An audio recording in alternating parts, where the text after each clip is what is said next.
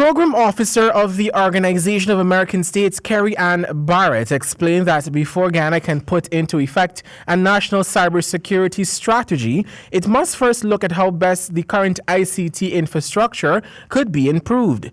While most OAS countries in the region have simultaneously adopted cybercrime strategies along with cybersecurity, Ghana will first be looking at the framework which will eventually protect users from internet phishing and malware. The OAS program officers told stakeholders that they must first understand what will be protected by the cybersecurity strategy. She stated that with the incoming oil and gas sector, there will be a need for improvement in technology. We have to safeguard our national interests. We have to ensure economic stability and business continuity. So your strategy should speak about redundancy. It should speak about how do you recover after an attack.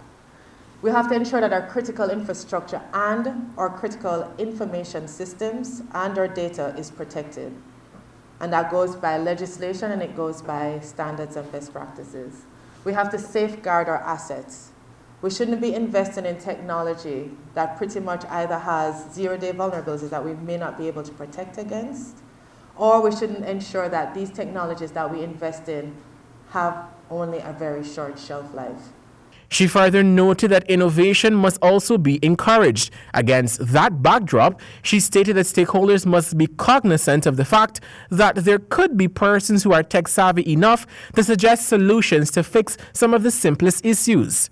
What makes a strategy successful then?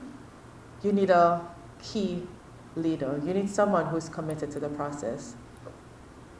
You need somebody who actually champions the cause, because if that cause is not championed, pretty much it falls along the wayside. It doesn't become a priority. When we have hurricanes, when we have storms, when election is coming around, when the road needs to fix, cybersecurity tends to fall lower down on the totem pole in terms of priority because it's not tangible.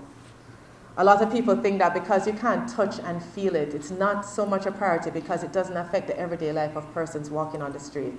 The OAS representative stated that while technology changes, the threats to cybersecurity increases. Thus, continuous improvement will be direly needed. She said this is important, especially since foreign investors are likely to do business in Ghana.